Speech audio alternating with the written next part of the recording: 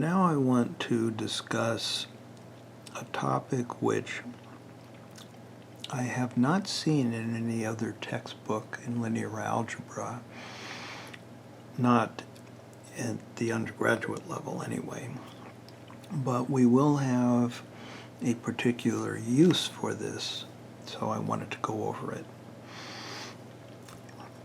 We'll start with a question. If S is a linearly independent subset of Euclidean space, Rn, then of course, since every real number is a complex number, S is also a subset of the unitary space Cn. The question is S also linearly independent as a subset of Cn? Or, put another way, is it linearly independent over C? At first glance, it might seem as though there should be no guarantee that S is linearly independent over a larger field, because there are far more scalars now. And so it's conceivable, at least, that there is a non-trivial linear combination over C of vectors from S that is equal to 0, even though there isn't one over R. And you could put it loosely by saying there are a lot more scalars now, so there's a lot more possibility of getting into trouble and losing linear independence. However, that's not the case. S will be linearly independent over C. And we can generalize this to arbitrary fields, so we'll do that before I give the proof, because it doesn't make any difference whether we're dealing with R, C, or any abstract field. So consider the, what should say, family of vector spaces Fn, where F can vary, the field can vary. These vector spaces have a, the property of linear independence in these vector spaces has what I would call a field independent property. It doesn't matter what the field F is.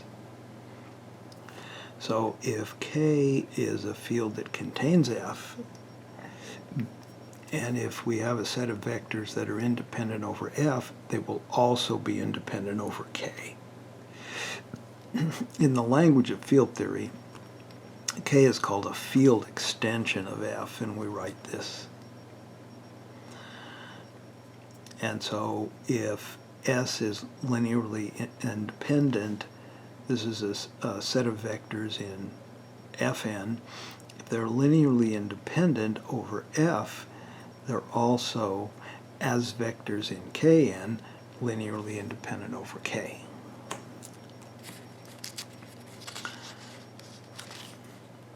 This works, by the way, not just for the finite dimensional Euclidean type spaces Fn, but it works for any dimensional space F kappa, where kappa is any cardinal number, it doesn't have to be finite. We talked about these vector spaces as an example some time ago. This is really the set of functions from kappa to F. Kappa is a cardinal number, and therefore it's a set. It's a special kind of set, to be sure, but it's still a set. And so we can form all the functions from kappa to F. That's a vector space. Okay. In fact, it's a vector space of dimension kappa. I don't think I explicitly said that earlier in the book, but it's not terribly difficult to prove, so I'm going to leave it for you. The only fact we need to do this proof is that if K is a field extension for F, then the larger field K is a vector space over the smaller field F. F becomes the base field for the vector space K. And that's straightforward. You just have to examine the definition of vector space. Everything falls into place. So here's the theorem. K is a field extension of F. Kappa is any cardinal number. If S is a linearly independent set of vectors in F kappa, so these V's are functions from kappa to F, then S is also linearly independent as a set of vectors in K kappa. In other words, we can also think of the V's as functions from kappa to the bigger field K. We can enlarge the codomain, doesn't matter, still functions. It follows from this also that the dimension of F kappa will be less than or equal to the dimension of K kappa.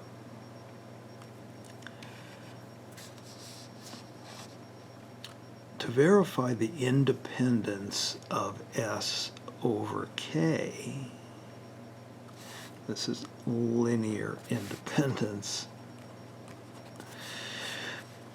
Suppose we have a linear combination of the vectors from S equal to 0. So the index set here, A, is a finite set because linear combinations are finite sums, and the alpha sub i's belong to the field K because we're looking for independence over this base field K. We need to show that all the alpha i's have to be 0. Now, since K is a vector space over F, we can choose a basis for K over F. I call them beta sub I, and that ranges over the index set B. Could be finite or infinite, doesn't matter. That means that each coefficient in this sum is a linear combination of beta vectors, of vectors from the set script B.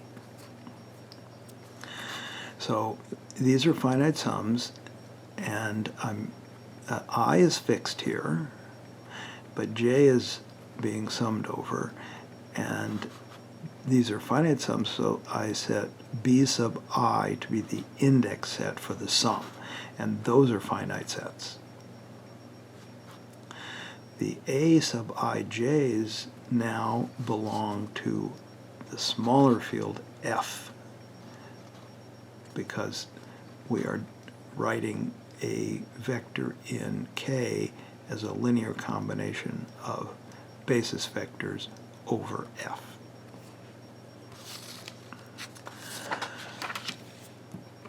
Well, this can get very nasty with all these indices and all these finite sets. So there's a little technique that can be used to make life much simpler. And it's worth understanding just on its own right. There are only a finite number of these finite index sets, B sub I. Let me go back to this sum. Okay. I ranges over the finite set A. For each I, there's one of these, where'd it go? There's one of these sets, B sub I. So there's a finite number of these finite sets. And so what we can do is replace this sum by adding some additional terms so that J ranges over the union of all of these B sub i's.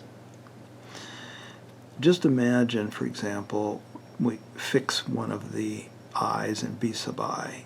Suppose you wanted to add one more term to this sum by throwing in something in the index set, one more index. That's okay as long as you take the coefficient to be 0 for that index. Then you haven't done anything. You've enlarged the index set without changing the sum. That's exactly what we're doing. But instead of just tossing in one more index, we are taking the union of all the indices, all the index sets. That's a finite set. And we are now letting alpha I be a sum that ranges over that entire finite set, and that's okay as long as the new coefficients are 0. Okay? So aij must be 0 when j is not in b sub I. This is a major step forward because now this index set no longer depends on I. So 0 is this sum. That's what we started with. Again, we're trying to show the alpha i's are all 0.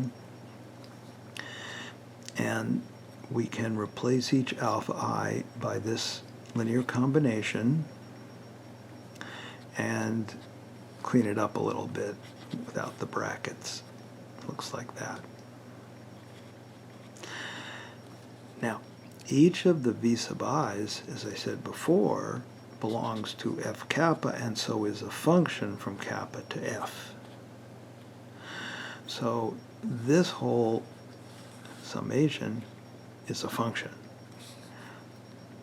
It's a function on kappa. So what I want to do is just apply it to an arbitrary element of kappa. I couldn't think of a good symbol, so I just picked x. So 0 is then this evaluated at x, which is what I've written here, v sub I at x.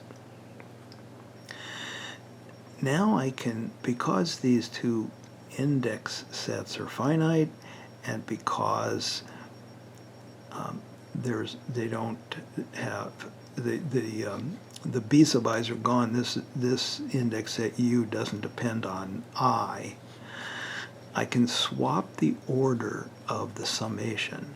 These are finite sums. And I can regroup and pull out beta sub j. Now, the inner sums belong to the smaller field f, because aij belongs to f, and the vi's are in f kappa, so when I apply vi to a member of kappa, I get a member of f. So everything in this large parentheses is a member, all these terms here belong to f, the sum belongs to f. However, the betas are a basis for k over f, so they are linearly independent over f, which means all these inner sums have to be 0. So that's written here. So as functions in f kappa, this sum, it's a function in f kappa, evaluated at x is 0 for every x in the domain in kappa, which means this is the 0 function, so I set it equal to 0.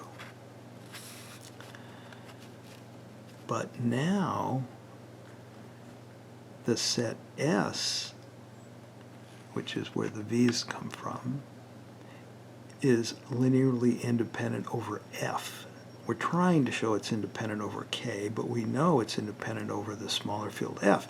These coefficients belong to the smaller field f, so they must all be 0.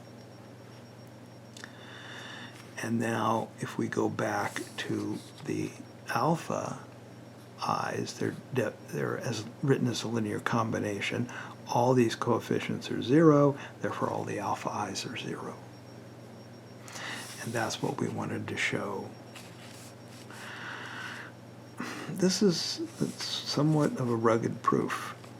Maybe that's why it doesn't appear in any undergraduate textbooks. And I seldom see it explicitly even in graduate textbooks. So you have a couple of choices. You can not worry about the proof The theorem is worth knowing, certainly, or you can stick with this proof, play the video a couple times. If you have the book, read through it a couple times until it makes sense. It's not actually this theorem as written that we're going to need much later in the course. It is a version for matrices.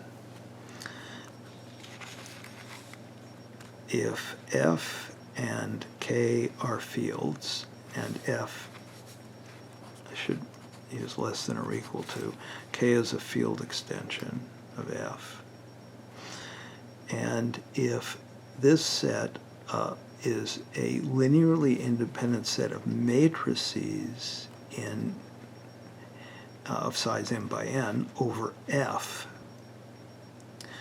then S is also linearly independent as a set of matrices over the bigger field. This is the proof, but if you think for a minute, let's say you take 2 by 2 matrices. You could string out a 2 by 2 matrix into an ordered 4-tuple. So let me get a piece of paper here. You could write A, B, C, D as A, B, C, D. And so you can treat matrices as ordered n-tuples of the appropriate size. And we've already proven that the statement of the theorem holds for these objects. It translates back to these. So I wrote out the proof in any case, but it probably isn't necessary. So you can look at it if you want, if you have the book, or just simply not worry about it.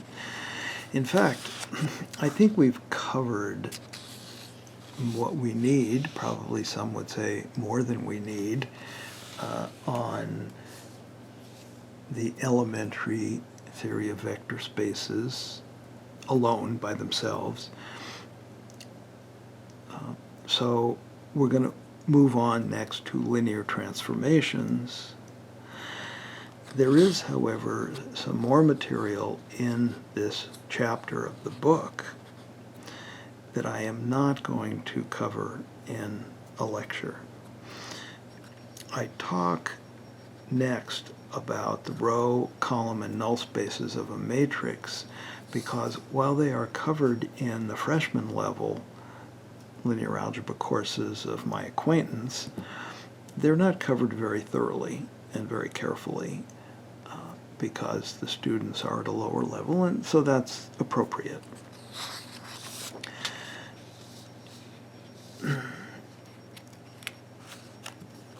One of the things I wanted to emphasize are these tables which show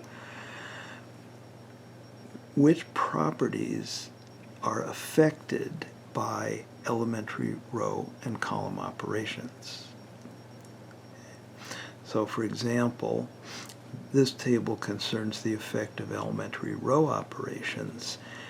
These are the properties, these are whether they're affected or not. So, for example, row dependencies, linear dependencies among the rows of a matrix are affected by elementary, or can be, let's say, affected by an elementary row operation. But the row space itself, the space spanned by the rows, is not affected by elementary row operations, and therefore neither is the row rank. So, and then there's also the question of what do elementary row operations do to column properties? And then the reverse, what do column operations do to the rows and columns? So I went over that carefully, and that allowed me to give a very nice proof of perhaps the most famous theorem in matrix theory, and that is that the row rank is always equal to the column rank. Look how short the proof is. Okay. Also, I stated and proved the rank nullity theorem for matrices, which I think is generally done in a low-level course. The rank of A plus the nullity of A is n.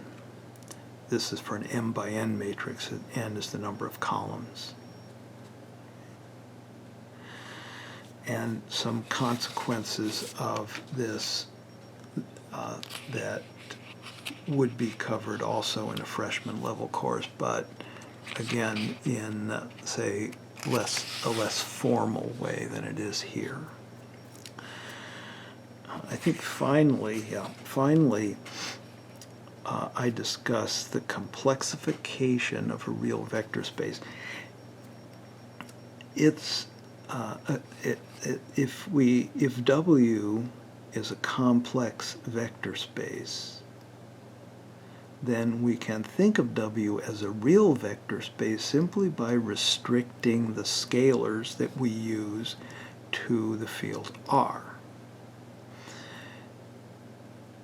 You might need to think about that a little bit, but we still have a vector space. You have to look at the definition of vector space. Going in the other direction, upgrading the base field, so to speak, from the real field to the complex field, upgrading a real vector space to a complex vector space can also be done, but it is a bit trickier. And this is a discussion of how that is done. One of the surprising things about this, when you do this to a real vector space V, you call it the complexification of V. And what's surprising is that even though you have upgraded the scalar field from reals to complex field, the dimension does not change.